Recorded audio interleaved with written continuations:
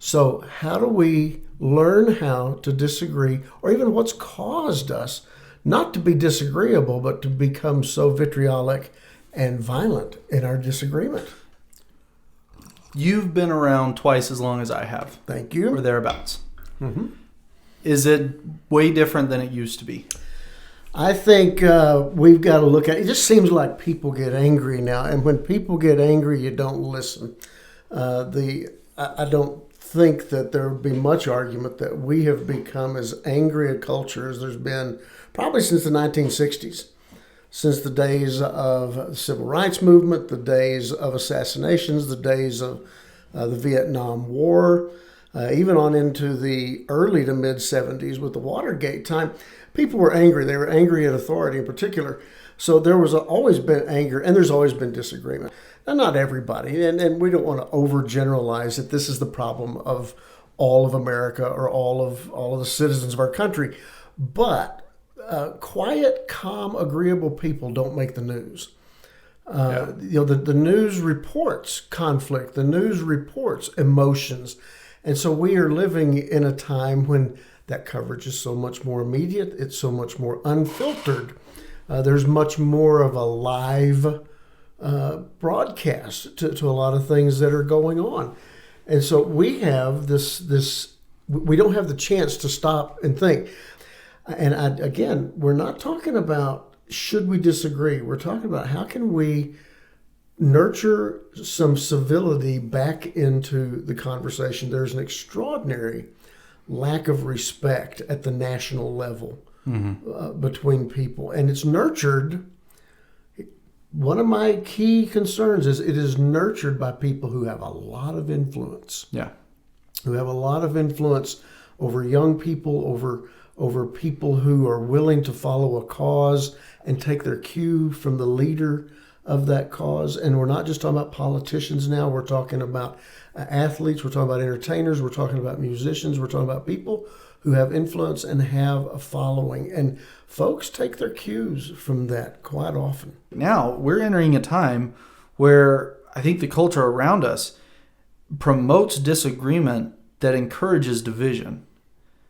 I mean, it's almost admired. It is. It feels to me like there's almost a contest out there to see who can be the most outrageously disagreeable at times.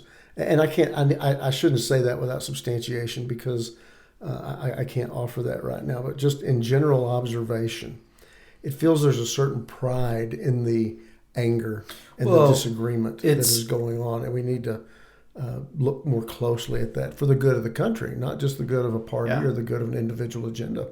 When someone is short and angry with us or extremely disagreeable, when we can't figure out, it takes a little bit of wisdom and a little bit of patience and maybe maturity to take a step back and go, I wonder what's going on with that person today.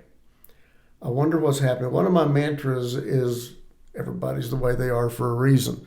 Now, that's true both in the long term and in the short term. Someone who's normally easy to get along with, you come across them some days, and they're not so easy to get along with. Instead of just going, what's wrong with you, man, in a sarcastic, combative way, to take a step back and recognize something is going on there. And that changes the conversation and the course of disagreement, perhaps to a little bit more of a respectful platform that we can function through and reach a calm position. Part of the problem with anger in disagreement is we don't engage mentally very well when we're angry. That is true both from experience. In fact, I think anyone who ever watches this, if you just stop and think about it, you don't do as well when you're angry. There may be some situations where anger is a good thing, self-preservation or self-defense. But in conversation, typically, in relationship, typically, anger is not a good emotional guide. That's even biblical. Yeah.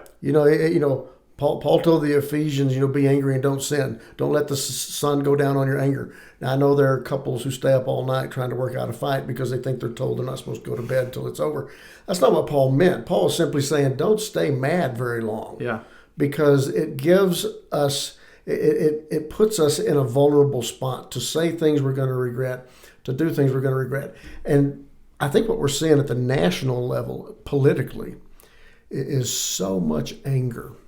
We've seen that borne out. It's exploded in this country, not just in the last couple of weeks before the inauguration, but over this entire year. There's been so much anger. And there's been a lot of things done that you go, boy, that's probably not the best thing to do. But you're watching folks who may be pretty reasonable people sometimes away from this scenario, but they have lost sight of how to be civil and calm. And we sometimes we end up justifying ourselves in bad behavior because we're angry. And disagreement is healthy. In fact, good comes from disagreement. Change comes from disagreement. Healthy change comes from healthy disagreement.